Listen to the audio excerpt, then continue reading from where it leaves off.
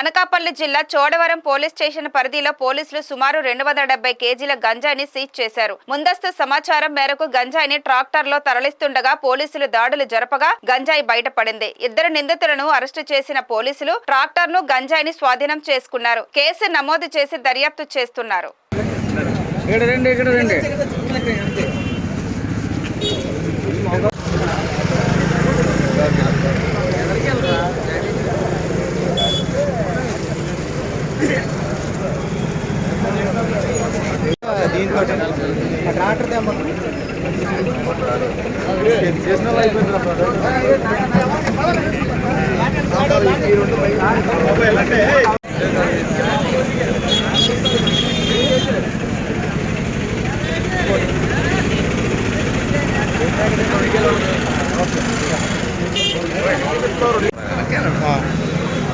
Okay, ఒక నిమిషం sir.